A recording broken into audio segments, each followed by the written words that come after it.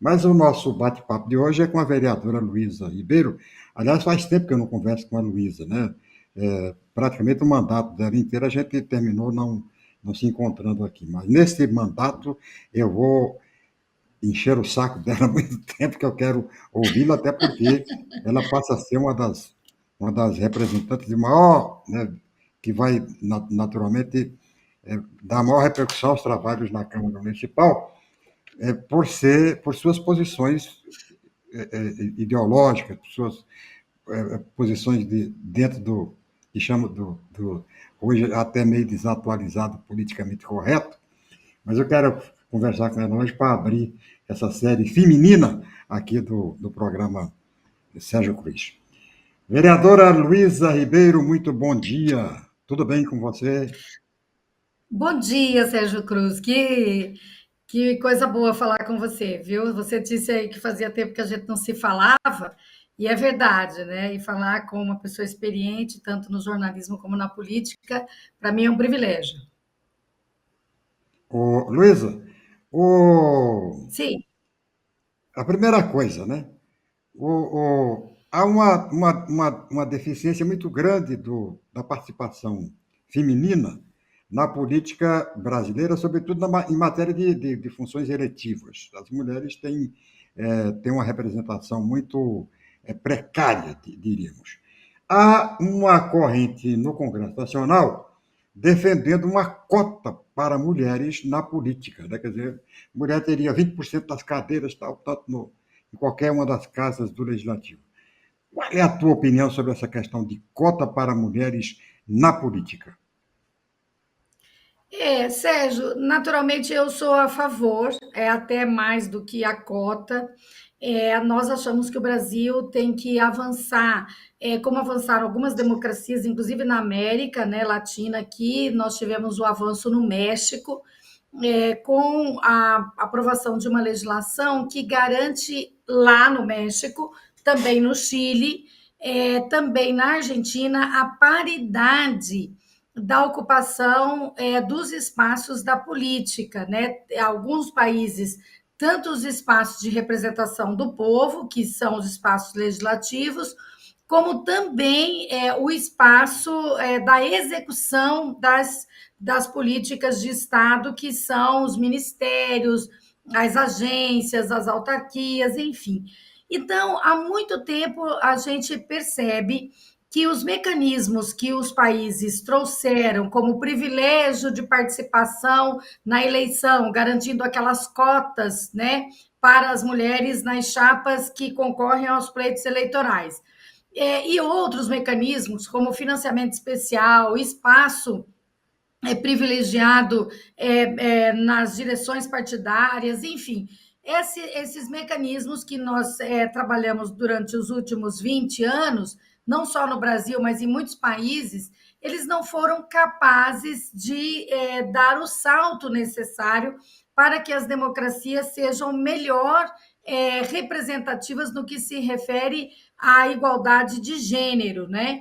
Então, alguns países estão partindo para estas cotas, alguns avançando para a paridade, e aqui no Brasil a gente começa a discutir isso já de alguns anos para cá, tanto no sentido da paridade das cadeiras, como no sentido de cotas menores. É claro que um espaço nunca é preenchido por duas pessoas ao mesmo tempo, então a gente vai ter conflito especialmente com os homens, que hoje ocupam grande parte das cadeiras da representação parlamentar, a consentirem, vamos dizer, uma legislação brasileira que reduza o espaço de representação dos homens e amplie o espaço de representação das mulheres. É por isso que na Câmara Federal começa a tramitar com mais sentido esta proposta de uma reserva de 20%. Embora o movimento de mulheres já esteja bem avançado no sentido de reivindicar, como eu, né, a paridade das cadeiras. Hoje, com a tecnologia, nós temos sistemas eleitorais modernos. O Brasil é um dos pioneiros em sistema eleitoral seguro e moderno, que é a nossa forma de votar. Então, nós não teríamos problema de termos uma inscrição para aquelas pessoas que querem concorrer para a vaga das mulheres, então as mulheres concorrem com um número de cadeiras e os homens com outro número de cadeiras. Então, a gente teria paridade. E a representação político-partidária estaria garantida pela verificação desta participação partidária, como é feita hoje, né? Com o mesmo critério, né? Do quociente eleitoral e tal, só que em dois conjuntos. Um conjunto de eleição de mulheres e um conjunto de homens. Ser mais justo, o melhor era corresponder a metade das cadeiras para os homens, metade das cadeiras para as mulheres, porque a população brasileira, ela se forma exatamente assim.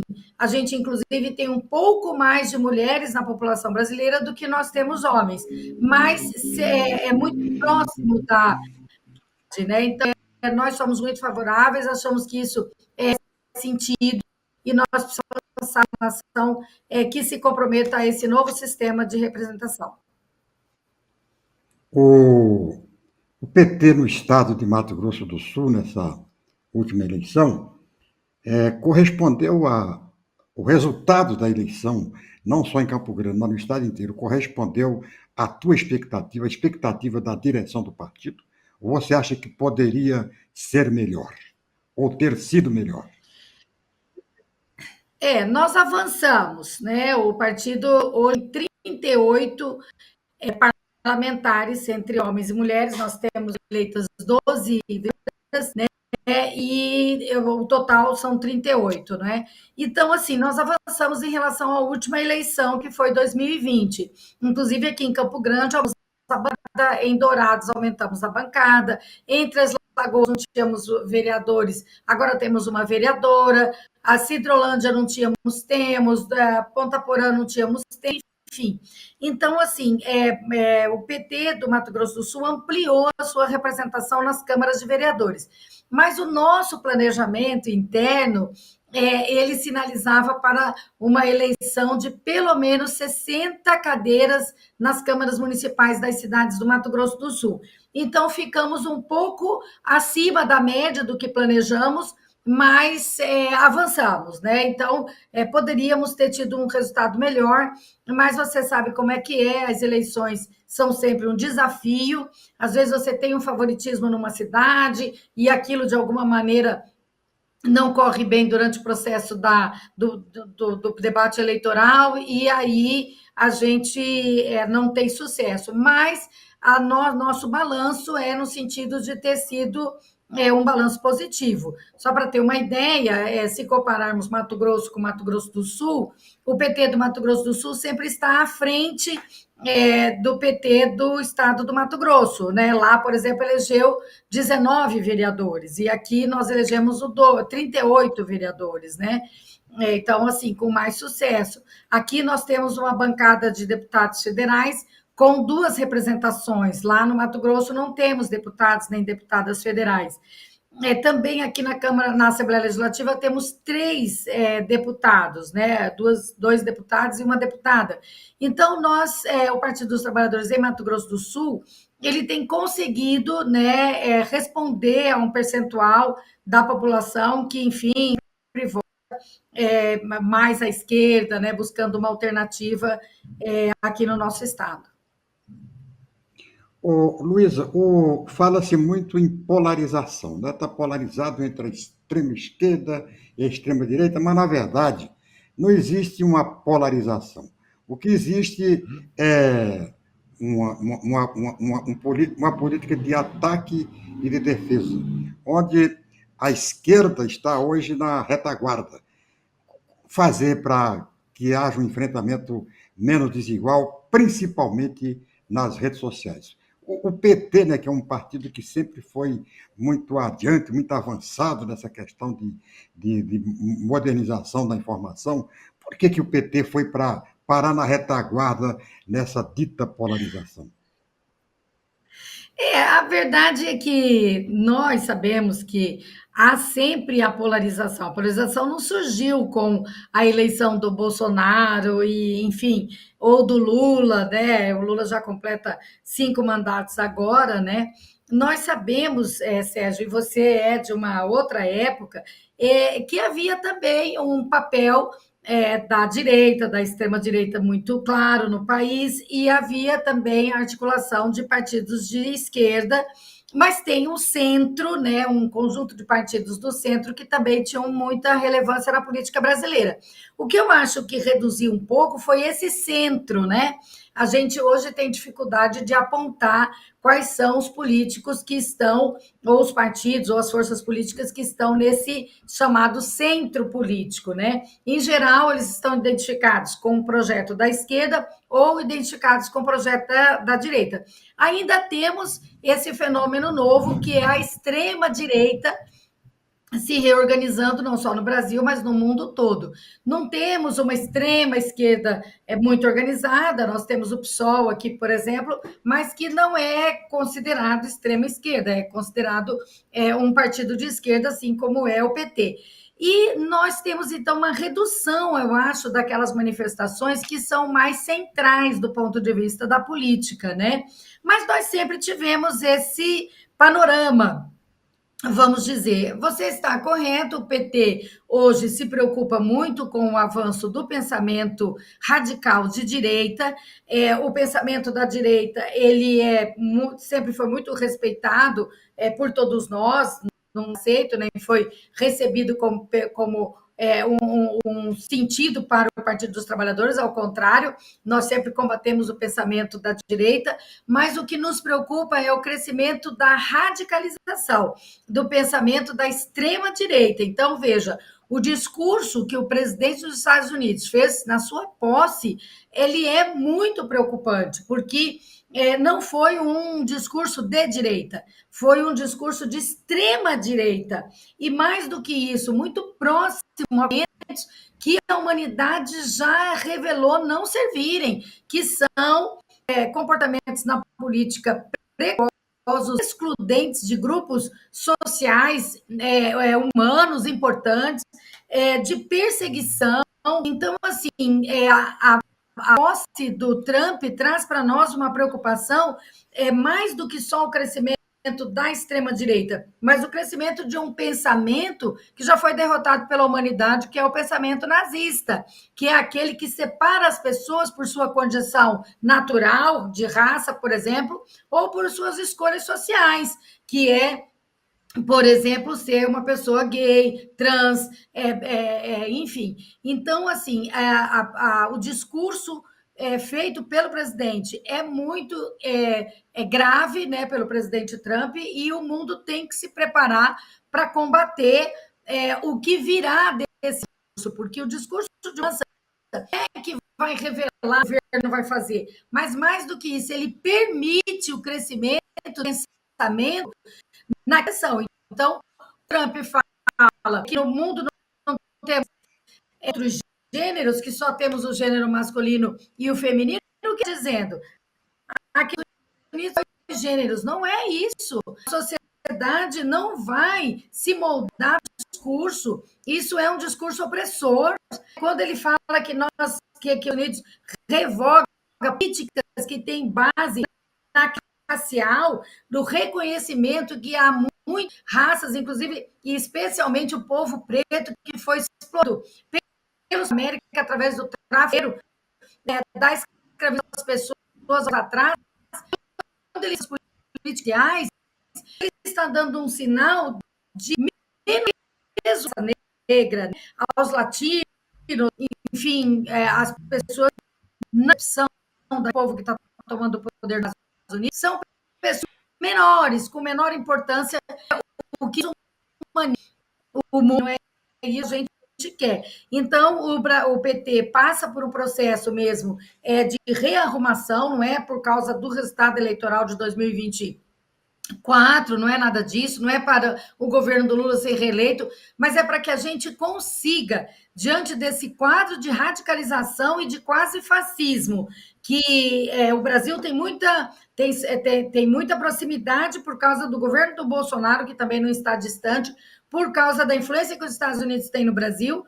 Quer dizer, esse pensamento que foi proclamado no discurso do Trump é um pensamento que nós vamos ter que ter capacidade de dissolver e de afastar, de dizer, olha, não serve para os Estados Unidos, não serve para o mundo, não serve para o Brasil. dizer que o povo preto não precisa ter políticas diferentes, porque ele não tem herança nenhuma, né, do tempo da escravidão, ninguém deve nada a eles, a sociedade não deve aos que são seus descendentes e que foram aqueles explorados para a renda das grandes nações do mundo, isso é um sinal muito ruim.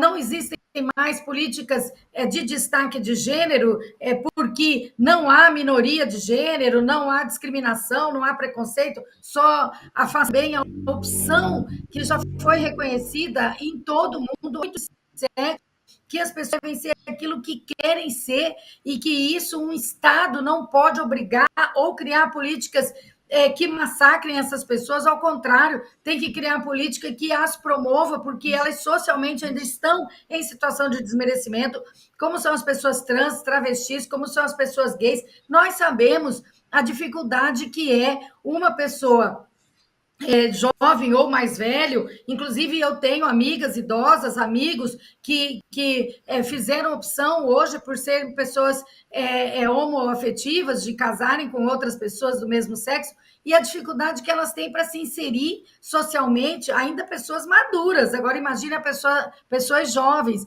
Então, o discurso radical de direita e quase nazista feito lá nos Estados Unidos, com a permissão do presidente Trump, inclusive gestos gravíssimos lá de saudação típica do nazismo, nós temos que nos preparar, não só nós da esquerda, mas todos os humanistas têm que se preparar.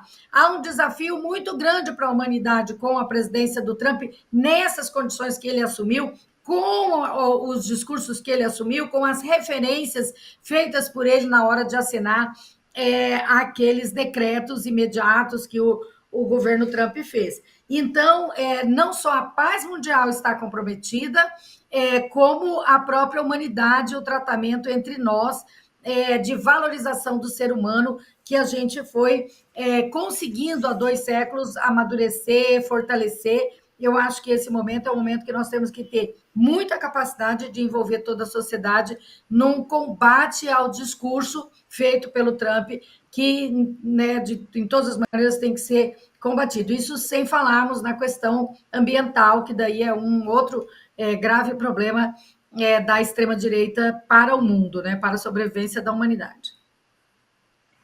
Você mostrou uma grande preocupação com a eleição e posse do Trump. Que cuidado, né, a situação do Brasil vai ter que tomar para evitar que este discurso, que essa narrativa ou essas ações do presidente americano influenciem na política do Brasil, sobretudo em 2026. Você acha que pode exercer muita influência isso ou não? É possível evitar isso? Tem como evitar e como evitar? O Brasil tem uma tradição de paz, o Brasil tem uma tradição de respeito ambiental e o Brasil tem um acolhimento ao pensamento dos direitos humanos. Claro que nós também temos uma tradição violenta. O Brasil teve 350 anos da exploração cruel do povo negro que foi capturado, comercializado, entregue aqui como uma mercadoria. E quando as pessoas não trabalhavam na expectativa ou não faziam aquilo que os donos, né, determinavam, as pessoas eram cruelmente castigadas, inclusive muitos assassinados. Então, assim, nós passamos 350 anos entendendo que isso tudo era normal. Então, nós temos ainda uma tradição de muita violência.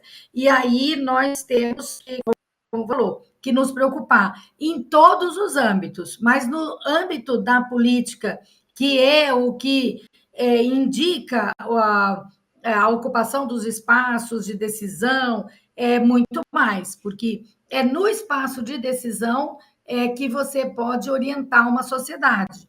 muitas vezes a aprovação de um projeto de lei, ou um decreto de um presidente, ou um gesto de uma decisão judicial, mesmo que aquela decisão seja tocada só para um grupo de pessoas. Mas isso tudo é comando que a sociedade, na ocupação do espaço de poder, seja legislativo, executivo e judiciário, ela ajuda a sociedade a ir para um destino ou outro. Então, nós estamos preocupados, sim, com esse crescimento do discurso de ódio, do discurso nazista, do discurso de extrema-direita, né? E temos que nos preparar para combatê-lo e, mais do que isso, para exaltar, né, o pensamento da defesa dos direitos humanos, do fim do preconceito, da paz mundial, do respeito em todos os sentidos a todas as pessoas e a todas as nações, da preservação ambiental e da preservação dos animais e da raça humana. Enfim, então, nós temos muita coisa a fazer. O presidente dos Estados Unidos se junta com o que há de pior aí na comunicação do mundo, que são os mais poderosos donos, né, do sistema de informação, que hoje é essa plataforma que a gente está falando aqui, seja, né, o Facebook, o Instagram, né? Mas nós temos que militar diariamente no combate a todo o discurso que os Estados Unidos vai implantar agora com o governo do presidente Trump. E eu acho que o amor vence, que a paz vence, que o respeito vence, né? Que esses valores que a humanidade veio preservando durante séculos e séculos serão maiores do que o que o nazismo aponta, que é só coisa ruim, né? Então, vamos lá, é um desafio. E a presidência da República de 2026 é esse desafio aí. Seguramente virá uma candidatura de extrema direita e nós vamos ter que vencer as eleições, né? Porque nós não podemos permitir que aconteça no Brasil o que aconteceu nos Estados Unidos. Luísa, o Lula se elegeu presidente da República e assumiu a presidência da República com o símbolo de união e reconstrução. Aliás, é o que ele, né, é a logomarca, né? A marca do governo do Lula é exatamente união e reconstrução. A gente sabe que existe hoje, sempre existiu, mas existe hoje com muito mais intensidade, essa divisão entre o discurso e o recurso, né? Aquilo que é falado e aquilo que é aplicado. E que esse discurso é muito forte, discurso da conversa fiada, da falação. O governo do Bolsonaro passou 4 anos, não fez absolutamente nada em termos de materiais, né, em termos de aplicação e tal. Nós temos, por exemplo, aqui no Mato Grosso do Sul, não tem nenhuma obra dos 4 anos do Bolsonaro. Então, a gente sabe que e sabe também que nessa área aí do discurso, eles estão, né, seja um discurso chulo, discurso pequeno, mas eles estão dominando, sobretudo, nas redes sociais. E que o governo do Lula se destacou, tanto o Lula 1 como o Lula 2, nas entregas, né? Nas grandes entregas dos grandes programas. Nós tínhamos em Campo Grande, em Mato Grosso do Sul, você sabe disso, uma média de 15 a 20 casas por dia eram construídas no governo do Lula. Mas neste governo, o governo do Lula o discurso do governo do Lula não está conseguindo empatar com o discurso da direita, e o governo, as entregas estão sendo muito tímidas, pelo menos foram até agora, nessa área de construção, nessa área de infraestrutura. Nós temos aí a BR-163 que não andou, nós temos aí essa usina lá de Três Lagoas, que também não andou. Então, escolas, grandes construções de casa própria que do governo Lula 1 e Lula 2 houve, que não está havendo agora. O que você indica nesses 2 últimos anos para que o governo Lula se encontre nessa questão das entregas? São razões bem estruturantes que você coloca, né? As pessoas elas querem um governo que dê resultado. Primeiro é isso. o país estava, como você falou, completamente destruído, né? As políticas que existiam estruturadas, elas foram sendo desmanchadas de 2016 para cá, com o agravamento de toda a situação brasileira. E o Lula retomou isso em 2 anos, e a gente acha que já nós avançamos bastante para 2 anos. Né? E é claro que não estamos no ritmo da nossa memória dos governos anteriores do Lula, especialmente a memória que nos vem é porque o Lula teve 2 governos sucessivos, né? Então, mas assim, 2009, 2008, o Lula entrou em 2003. Quando nós estávamos em 2004, 2005, também nós estávamos com dificuldade ainda, né, de fazer aquela entrega, né, com tanta dimensão e repercussão no entendimento das pessoas.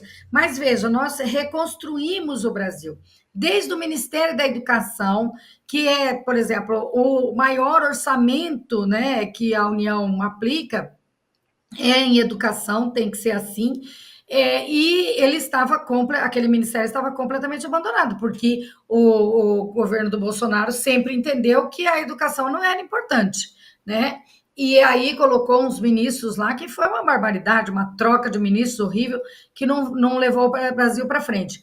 Então, tanto a educação, nós estamos com grandes perspectivas de muitas obras e inauguração de institutos federais que são muito necessários para a formação das pessoas e para o seu desenvolvimento, ampliação de universidades, né? Garantia para o acesso e a permanência dos alunos nas universidades. Então, tudo isso tem já dado sinais, né? Também no ensino médio, né, que é muito importante. Nós vimos, durante os últimos anos, os alunos do ensino médio abandonarem a escola por causa dessa reforma absurda que foi feita no governo do Temer, sem discussão nenhuma, e que afastou os jovens da escola. E aí agora temos política que retoma isso é muito importante para as famílias. Nós estamos reconstruindo as políticas de qualificação profissional, que são importantes para as pessoas, mas para as empresas também. Você se lembra? Eu estava na FUNSAT na época do governo do Lula e a gente tinha imensos recursos, como o ProJovem, né, de qualificação profissional, PlanSec, vários programas que agora estão sendo reorganizados, estão chegando aqui, né? Nesse sentido, eu acho que é muito importante. Na estruturação do país também, né? Não é fácil você colocar, por exemplo, uma obra grande para andar, né? O presidente Lula tem se esforçado para fazer isso. Nós estamos começando o 3º ano, então, assim, estamos no meio do caminho. Só para vocês terem uma ideia, a Casa da Mulher Brasileira, nesse governo do presidente Lula, só Mato Grosso do Sul recebeu 3 casas da mulher brasileira. A Casa da Mulher Brasileira de Dourados, a Casa da Mulher Brasileira de Corumbá, que está conveniada e paga de Dourados, a de Corumbá está conveniada e paga. A Casa da Mulher Brasileira de Ponta Porã está conveniada e vai pagar agora em fevereiro. Então, assim, esse foi o esforço do governo federal em 2 anos, pelo menos no Ministério das Mulheres, só para ter uma ideia. Mas e aí, a casa está construída? Por que não está construída? Foi por causa do governo do presidente Lula? Não. Foi por causa da ministra Cida? Não. Foi por causa do governo do estado que não resolveu as licitações, a prefeitura de Dourados não resolveu o terreno, a prefeitura de Corumbá. Estamos resolvendo o que precisa do âmbito do governo federal, mas os governos locais têm muita responsabilidade. Aqui em Campo Grande, as creches que estavam paralisadas têm determinação feita pelo Tribunal de Contas da União e feita pelo Ministério da Educação, através do Fundo Nacional de Educação, que é o FNDE, desde setembro de 2023, para dar as continuidades. Continuou? Não, continuou 2 obras. Agora mesmo, nós perdemos quase 150 milhões de reais para terminar aquela obra ali, que é gravíssima na Norte e Sul. que não foi feito pela prefeita. Vários recursos da saúde pública que foram disponibilizados para Campo Grande não vieram porque a Secretaria de Saúde não fez o procedimento adequado, a Secretaria de Saúde do município de Campo Grande. Então, assim, nós temos impacto das políticas públicas federais, essa de entrega de obras, de execução de programas que não são programas gerenciados pelo governo federal, e não acontecem também por falha dos governos locais, tanto governos estaduais como governos municipais. Olha só, a ministra Cida fez um protocolo, que já fez nos governos anteriores do Lula, que é o chamado pacto contra o feminicídio, contra a violência que é feita à mulher. É um pacto nacional que distribui dinheiro. Esse pacto nacional está assinado por 17 estados, não está assinado pelo estado do Mato Grosso do Sul. Inclusive, eu estou pedindo uma audiência com o governador, agora que ele retornou, para entender por que é que não está assinado. Um dos estados mais violentos contra as mulheres, tem um programa do governo federal que tem dinheiro para instrumentalizar delegacias, para organizar políticas para evitar violência contra a mulher e tal, e que não está assinado, não é? Então, não está assinado por quê? Porque o governo do estado não fez a sua parte. Então, assim, a gente precisa ser, nós, os militantes, os parlamentares e tal, também fomentadores para que os governos locais efetivamente apliquem as políticas. A nossa prefeita, Adriane Lopes, ela não consegue pronunciar o nome do presidente Lula. Ela nunca foi ao gabinete do presidente Lula, não é porque ela não sabe onde é. Ela não se preocupa em ter uma relação com o governo federal, com o presidente Lula. Tudo que vem do governo federal, ela cria dificuldade para aplicar. Isso é um atraso para o nosso país, não é? E isso é injusto contra as pessoas que vivem na nossa cidade, né? Que sofrem porque a política local não foi adequadamente aplicada, né? A política local não, a política federal não foi aplicada no local.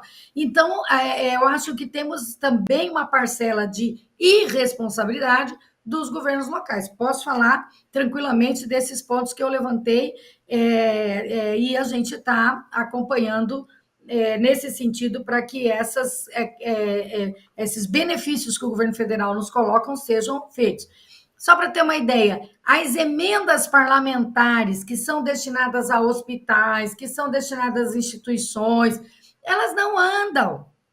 Reforma de simples praça, a Praça do Migrante. Se você for lá, você desespera de ver ali na Rui Barbosa com a Joaquim Murtinho e fala: meu Deus, mas quem é que deixou isso aqui abandonado? É a prefeitura.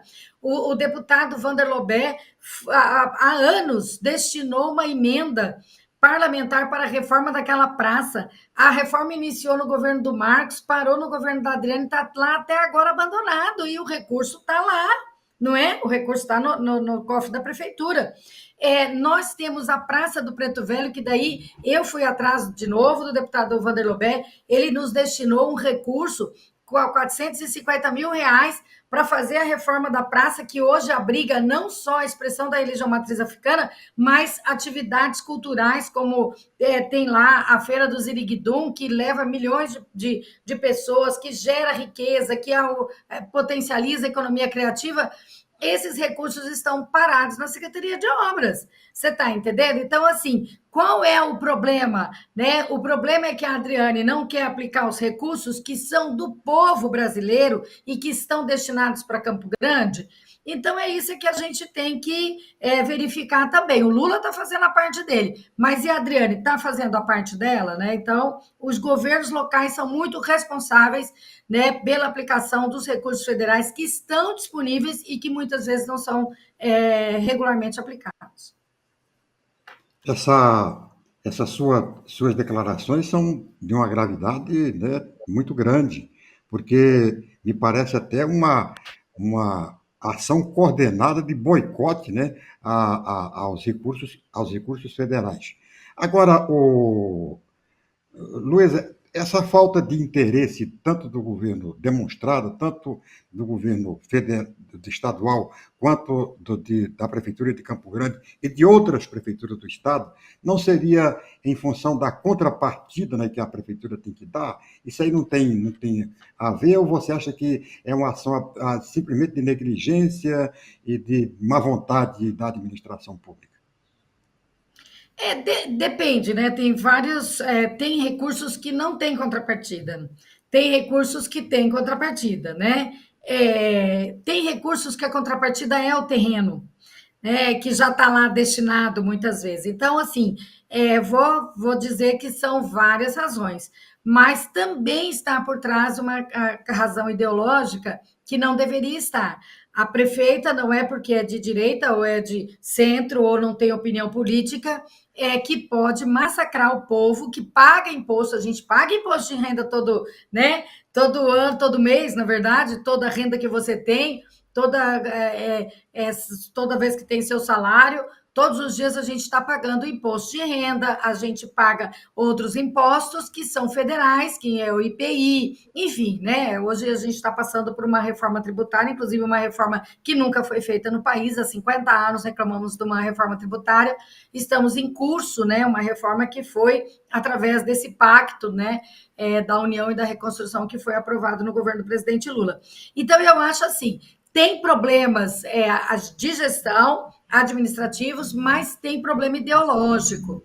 A prefeita, ela mostra que tem problema ideológico com o governo do presidente Lula quando ela não é capaz de aceitar o presidente Lula como presidente da República, de ir lá tratar sobre as questões que interessam. Nós nunca vimos a Adriane ir a Brasília tratar nos ministérios sobre os problemas da cidade. Praticamente ela não vai. Quem vai são os vereadores, acabam pedindo para um senador, para uma senadora, para um deputado federal, para uma deputada, para resolver os problemas daqui de Campo Grande, porque a prefeita não vai.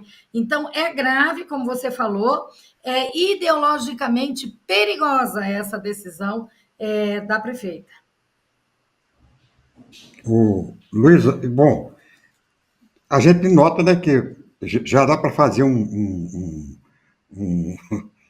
um showroom aí, né, da sua, da sua atuação nos próximos 4 anos na Câmara Municipal. Então, é exatamente isso que eu ia conversar com você, mas a gente já nota que você tem uma predisposição em continuar exatamente aquilo que você vem fazendo já há muito tempo na defesa da população dentro de uma linha de oposição. Quer dizer, esse vai ser a sua trajetória, a sua linha de atuação durante os 4 anos na prefeitura na Câmara Municipal. Você acha que é possível moderar, né?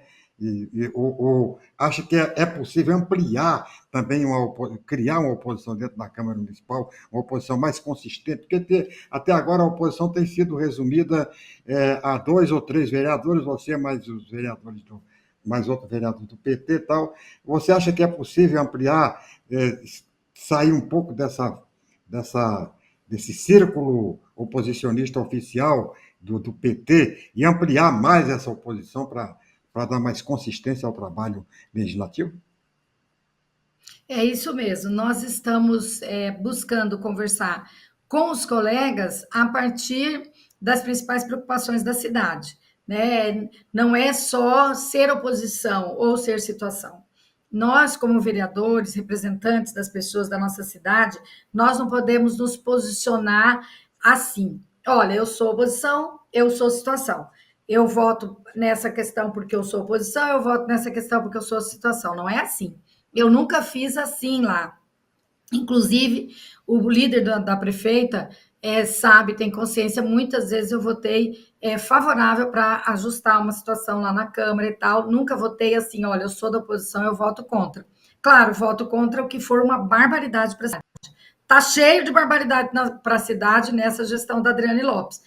Mas nós estamos agora conversando com essa nova formação da Câmara nesse sentido. Nós não temos que ser oposição por ser oposição ou situação e dar amém a tudo. Nós temos que discutir cada situação da cidade com a responsabilidade que nós temos de ajudar a melhorar essas questões, né? Não é possível que a nossa cidade esteja num curso de retrocesso, né? Que já somos mais de 10 anos, né? Nós estamos, ao invés de melhorar a nossa gestão, ampliar, né, a oferta de serviços, melhorar a aplicação do recurso público, nós estamos voltando para trás. E eu quero dizer bem sinceramente, da gestão da Adriane para cá, nós sentimos assim um grande retrocesso em vários aspectos, né? O cuidado com o recurso público, a gestão em si, né? A atividade própria da prefeitura em várias áreas que são importantíssimas, a gente nem ouve falar. A área da assistência social, Sérgio Cruz, você lembra e sabe o quanto ela é importante para uma sociedade que ainda tem muitas pessoas em situação miserável, que precisam da atividade da assistência social. A gente antes, olha, quem vai ser a secretária de assistência social? Quem será o secretário? Quais serão as políticas? Ah, essa pessoa vai ter um destaque, até vai se eleger na outra gestão, né? A gente dizia assim, porque era uma política muito valorizada. Hoje em dia, ninguém fala da política da assistência social que está abandonada nessa cidade de Campo Grande, abandonada. A política de saúde gasta 2,5 bilhões de reais ano. E você pega a prestação de contas, você vai atrás, pedacinho por pedacinho, está lá, no papel, nos números, tudo ok. Mas na hora que você vai checar a qualidade, o serviço não é entregue, não tem justificativa para uma situação como nós estamos vivendo aqui na saúde de Campo Grande. Eu não vou falar das questões graves que a pessoa permanecer 5, 6 dias na UPA à espera de uma internação. Quando vai internar, consegue ficar no corredor da Santa Casa, no corredor dos hospitais, porque não tem vaga. Tem gente que eu sei, porque não vou expor aqui, mas a gente sabe, porque veio ao nosso conhecimento, esperando há 40 dias por uma cirurgia dentro da Santa Casa, ocupando um leito, e a responsabilidade médica não pode liberar aquele paciente, porque não sabe o que vai acontecer. Ele precisa da cirurgia, mas não tem a vaga para fazer a cirurgia, não tem a vaga no centro cirúrgico. Então, nós estamos numa situação que nós estamos perdendo vidas, massacrando pessoas por falta de política pública básica. Aonde já se viu, Sérgio Cruz? Nós nunca vimos uma crise de fornecimento de remédio. As pessoas vão ao posto de saúde fazer exame, aí precisa daquele coletor pequenininho assim para o xixi, não sei o quê. A pessoa vai, você tem que atravessar a rua e comprar na farmácia ali da frente, porque aqui nós não temos coletor. Isso nunca aconteceu na Prefeitura Municipal de Campo Grande, só na gestão da Adriane, e é inaceitável. A mesma coisa com remédios psiquiátricos para pessoa com deficiência ou para uma pessoa que está apenas em tratamento de uma situação psiquiátrica que precisa do uso contínuo. Tem mães e pais em desespero, porque cada caixa do medicamento R$ 70, precisa de 4 caixas por mês, aquilo já compromete 200 e poucos reais da família, não tem na farmácia. Você vai no CAPS, tem uma faixa lá dizendo, olha, aqui não tem os remédios. Então, assim, e você vai pegar na prestação de contas, os recursos estão aplicados. Aí você vai na gestão falar com a secretária diz, não, é que o fornecedor não entregou. Só que isso já tem 2 anos e meio. E nós prosseguimos na mesma toada.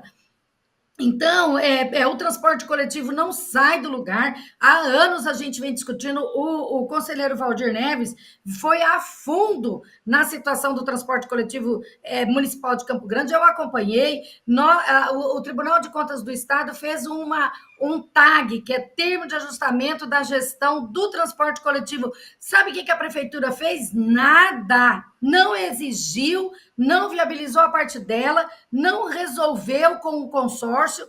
Hoje em dia, nós temos um transporte coletivo inexistente. A gente naturaliza as mortes dos trabalhadores que vão para o trabalho de motocicleta, gente jovem que não tem experiência, sai acelerando por aí e colocando em risco a vida deles e a vida de todas as pessoas, agravando um monte de outros setores da prefeitura. Enfim, nós temos uma gestão que voltou por um pouquinho só de diferença do eleitorado. 12 mil votos não é opinião nenhuma numa cidade que tem 500, 600 mil eleitores, ou pelo menos foram votar 400 e tantos mil eleitores, e nós precisamos que a prefeita tenha responsabilidade. Então, assim, a vida das pessoas na cidade importa muito as políticas federais, mas as políticas federais estão sendo feitas e estão chegando na cidade. O que não está chegando está sendo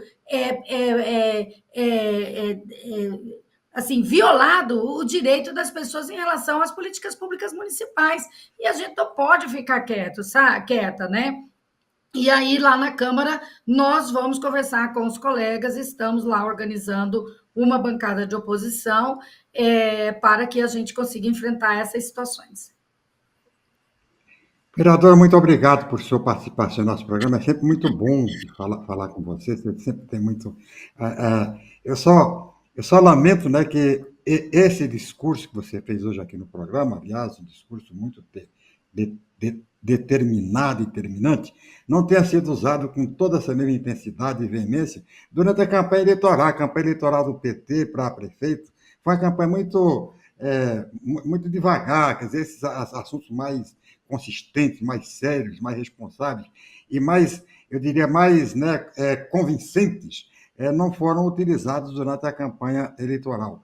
Foi ruim, né, um pouco ruim para o partido, que podia ter capitalizado essas informações. Aliás, muitas outras informações não foram passadas, né? Houve um meio que apagão, né? Não só na candidatura do PT, mas nas outras candidaturas de oposição. Mas esse é assunto para um próximo bate-papo nosso. Muito obrigado a você por sua participação e tenha um mandato muito bom, tão bom quanto foi este mandato que você acabou de passar. Um abraço. Muito obrigada. Muito obrigada, bom dia, obrigada mesmo por essa oportunidade. Falar a gente com quem nos ouve com tanta deferência como você faz e traz as questões bem formuladas, a gente aprende muito também, né? Então é uma oportunidade aqui. Obrigada, viu? Obrigada mesmo. Falou. Pois é, essa foi a nossa entrevista de hoje com a vereadora Luísa Ribeiro, do PT. Foi a mulher mais bem votada de todas as candidatas, foi a mais bem votada do PT e é uma das mais aguerridas, né, dessas duas legislaturas aqui no estado na cidade de Campo Grande. E uma das lideranças expressivas do PT está aí, né? Todo mundo vê que o PT tem ainda muita garrafa, né, para trocar.